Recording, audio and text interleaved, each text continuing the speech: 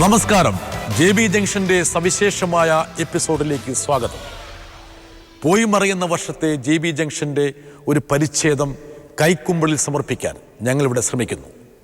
ഇതിനകം 300 എപ്പിസോഡുകൾ പിന്നിട്ടു എന്നത് ഈ പരിപാടിയുടെ വിജയത്തിൻ്റെ ഏറ്റവും പ്രസക്തമായ സൂചകമാണ്. കഴിഞ്ഞ വർഷം നിരവധി വ്യക്തികളാണ് സുപ്രധാന മുഹൂർത്തങ്ങളെ കോർത്തിണക്കിക്കൊണ്ട് ഈ പരിപാടിയിലൂടെ കടന്നുപോയത്. ഇതിൽ ഏതാനും പേരെ മാത്രം ഉൾക്കൊള്ളിച്ച് സവിശേഷമായ ഒരു പരിപാടി ഞങ്ങളിവിടെ അവതരിപ്പിക്കുന്നു. JB ജംഗ്ഷന്റെ പോയ വർഷം.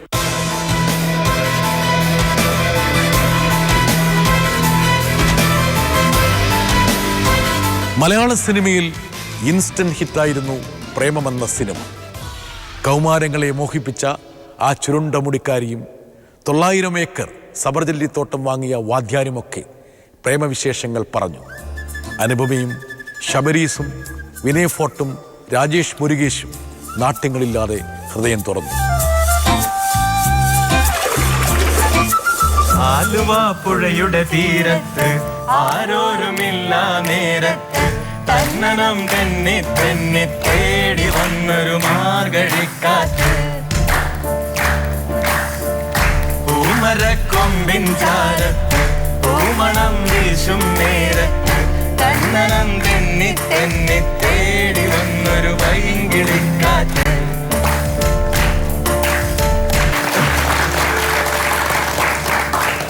ഇത് ശബരീഷാണ് എഴുതിയല്ലേ? എഴുതാൻ പ്രേരണ എന്തായിരുന്നു, പ്രചോദനം?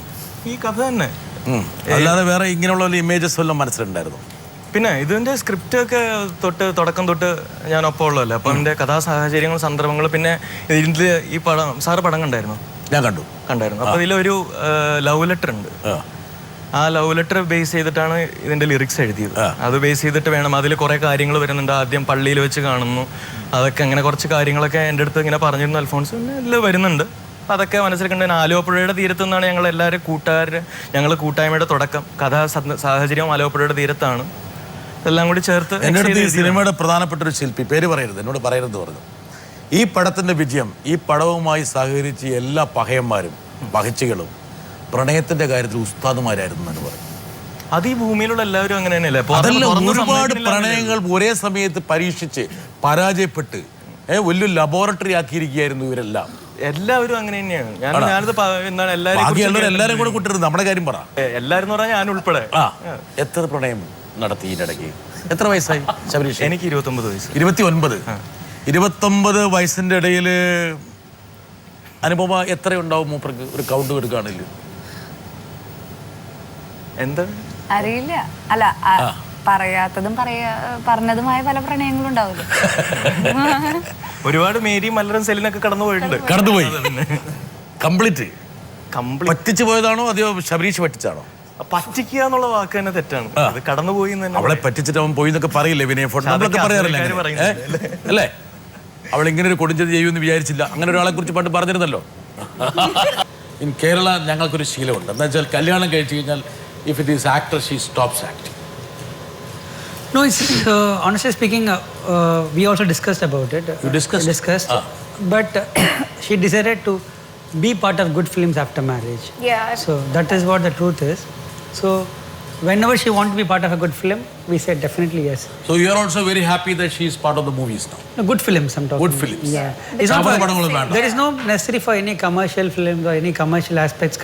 So any ഫെയിമിന് വേണ്ടി ഇനി മൂവി ചെയ്യേണ്ട ആവശ്യമില്ലല്ലോ എനിക്ക്. So that's you are well known. Yeah. So movie or work which gives me satisfaction. എന്നെ എക്സൈറ്റ് ചെയ്യുന്ന ഇപ്പൊ മിലി പോലെ അല്ലെങ്കിൽ ലൈല പോലെ എന്നെ എക്സൈറ്റ് ചെയ്യുന്ന ക്യാരക്ടേഴ്സ് സ്ക്രിപ്റ്റ്സ് ചെയ്യാന്നുള്ളത്.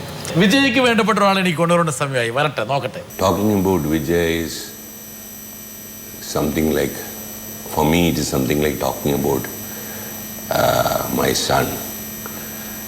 One of the best thing happened in my career is my assistant Vijay, who has become much bigger than me today because of his hard work.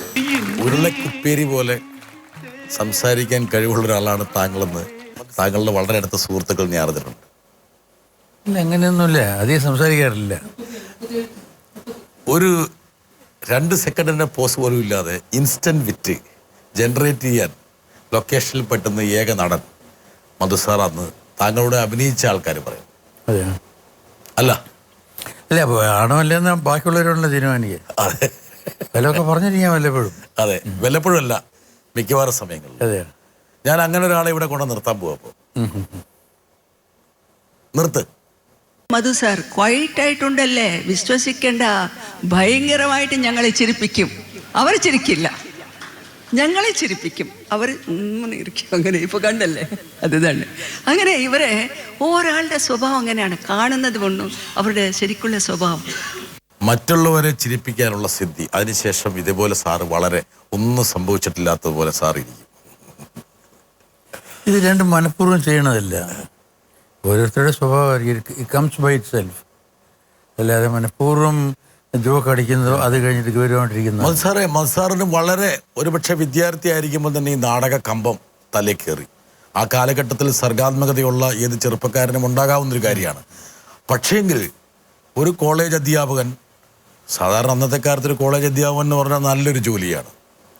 ആ ഒരു ഭൗതിക സാഹചര്യം അല്ലെങ്കിൽ സാമൂഹിക സാഹചര്യം, ആ സാമ്പത്തിക നില ഉപേക്ഷിക്കാൻ താങ്കൾ കാണിച്ചൊരു തൻ്റെ ഇടം ഒരുപക്ഷെ താങ്കളുടെ ജീവിതത്തിലെ, മധുസാറിൻ്റെ ജീവിതത്തിലെ ഏറ്റവും സുപ്രധാന വഴിത്തിരിവെന്ന് പറയുന്നത് ഒന്ന് വേണ്ടതില്ല എന്ന് തീരുമാനിച്ച ആ ഒരു മുഹൂർത്തമായിരുന്നു.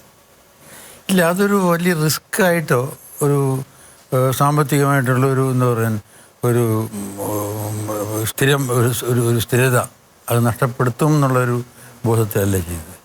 അപ്പോൾ ഒരു പ്രൈവറ്റ് കോളേജിലെ ലെക്ചറായിരുന്നു. അന്ന് നാടകം നാഷണൽ സ്കൂൾ ഓഫ് ഡ്രാമയിൽ 2 വർഷത്തെ കോഴ്സായിരുന്നു. അപ്പോൾ 2 വർഷം അവിടെ പഠിച്ചിട്ട് തിരിച്ച് വന്നു കഴിഞ്ഞാൽ ഒരു പ്രൈവറ്റ് കോളേജിൽ വീണ്ടും കയറാൻ വലിയ വിഷമം ഉണ്ടായിരുന്നില്ല.